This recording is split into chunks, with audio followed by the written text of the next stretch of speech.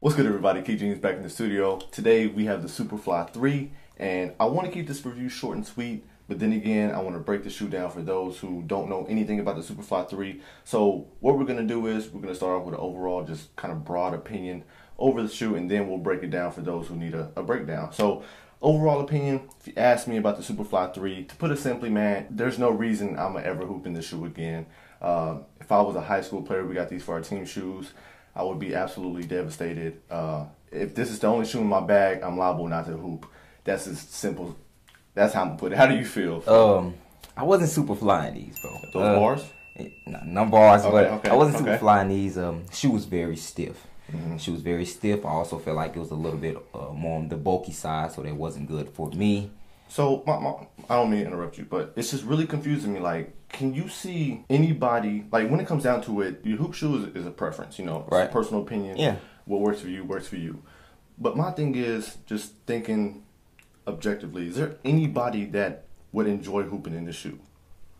Like I can't see Blake Griffin requesting the shoe like this. Like, it's really mind-boggling. Coming from the Superfly 2, maybe I've heard big post players come to me and say, you know, a certain shoe was too soft. So maybe the interior of the Superfly 2 was too soft for Blake Griffin. He said, yo, Jordan, stiffen it up a little bit. Right. But it's to the point like where it's almost not comfortable at all. So I just really can't see anybody requesting this. I mean, I guess, bro, if you just one of those people who like really don't care like at all what you hooping, like just don't care, and you just want to ball out and you just want that shoe and just it's whatever, then maybe you would like the Superfly 3. But I do feel you, like we said, it is stiff to the point where it does become a little uncomfortable. Yeah. But like if you just one of those players, I mean, D Wade hooped in the linen. He hooped in the linen. Yeah. So it is those players out there. So like it's possible. You know? I guess Blake Griffin must be one of those players that just don't care because I don't know. Anyway, that's just an overall opinion. That's how I feel about the shoe overall, how he feels. But as far as the breakdown, let's go ahead and get into the materials, attraction, and all that good stuff. So let's start off with one of Jordan Brand's go-to features in today's performance models, and that is the flight plate system. So long story short, for those who don't know how the system works by now, you basically have your shank underfoot, and it's sitting right on top of that enlarged zoom back. So basically you get more of an explosive spring back type thing, more energy return than your traditional shoe basically. And but that's what it's supposed to do. I didn't feel that at all in the Superfly 3. I'm not sure why, because I know it's not bulging out as much, but it's not on the 29 either, but you can still feel it in the 29. The explosive spring back is there, and it's not in this one. It feels like standard foam all the way throughout. If Jordan Brand came out with an article on their website saying, you know, we tricked all y'all, there's no zoom back underfoot, we save money, we got y'all, ha ha, I wouldn't be surprised one bit, like, because that's how it feels. How did you feel? You know the little toy balls and the pins at Chuck E. Cheese? I feel like it was like one of those under my forefoot. Yeah, you really, like, it crushes and gets no life back. Gets no life back, exactly.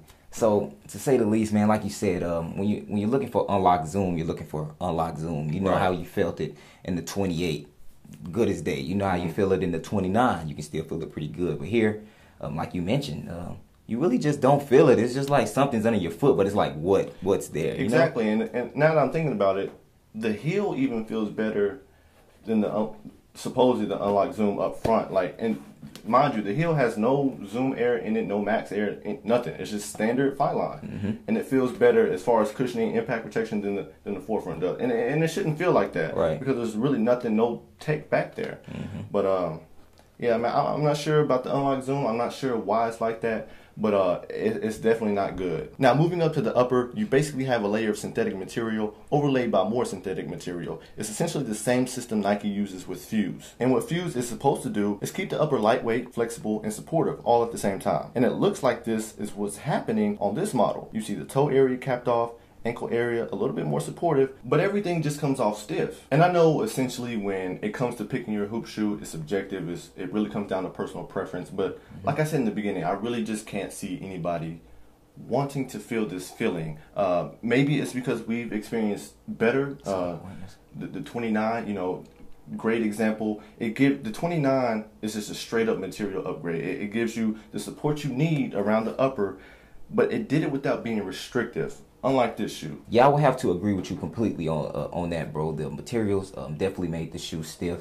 out of the 3 models we've experienced this year, being Jordan 29, CP3.8, and Superfly 3Ds are definitely the stiffest out of the 3. The CP3.8 is kind of that midpoint, which we'll tell them about that later. And you guys know how we feel about the Jordan 29. And while we're talking about the upper, they integrated their flight web system, which delivers stabilizing lockdown. I really wish you guys could feel this, but I guess that's what the review's for. When it comes down to it, man, this is just some string. This string wrapped around your foot is not going to lock your foot down any more than these stiff materials are. I know it's not really a big deal, like say a company claiming to have a Zoom bag or two underfoot and then not really having it underfoot, but you know, I gotta call a gimmick on this flight web system. I'm sorry. Now let's touch on lockdown. As far as heel lockdown, I didn't have a problem. Felt like the Achilles pillow did its job well. I don't too much have a problem out of the pillow when the shoe is mid or higher up. It's when the shoe is low, that's when I feel like it becomes a little inconsistent for me, but here it stayed consistent all the way throughout. My heel was also locked down at all times, really can't complain. The heel cup did its job. Is, you know, on the inside, it's not external, but it's fully functional. You know, the only thing I will say, it's just not really comfortable around the ankle area, like we've been saying about the materials the whole time. It's just really stripped down, so it kind of causes an uncomfortable ride. But like I said, no heel slippage at all. You good when it comes to heel lockdown. As far as fitting, shoe runs true to size. So if you wear a 10 and you gotta get these, you just gotta get them, then go ahead and get that 10. True. So really quick before we get into traction, I want to mention 2 things before I forget. One is ventilation, the other one is durability. So really quick, ventilation, it's not that well ventilated. You don't have too many breathable vents throughout the shoe, but again, it's not to the point where it hindered my performance at the same time. So if you value ventilation, then this may not be the shoe, but if you just kind of like you're on the edge or just kind of it doesn't matter to you, then they're solid. But other than that, durability, what can you say? My shoes look brand new, and I took these outside. Yeah, pretty durable shoe. But that should let you know how stiff it is. Like we took them outside, and it almost looks dead stock. For real, like I always say though, it's a trade-off, man. Like if you got a mesh upper, then they're probably not that durable, but it's soft at the same time. Exactly. So you got these, then they'll probably last you a long time, but it's uncomfortable as hell. But yeah, let's go ahead and get into traction. How'd you feel? Traction, it was okay. As you can see, you have your Sonic Wave traction pattern. We took these outside. They look nah. Just dusty settings in general, you're gonna be all over the place.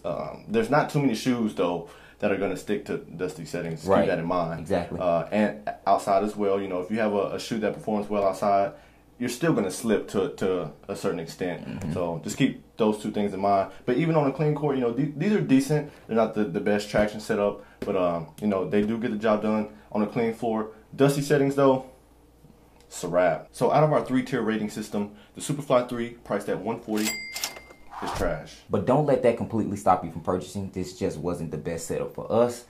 If you're one of those people who just don't care about what you're hooping in, just like stiff models, this may be for you. If you're interested, you can always get these at finishline.com for $140. $140. And that's that. It's Kick Genius. We out.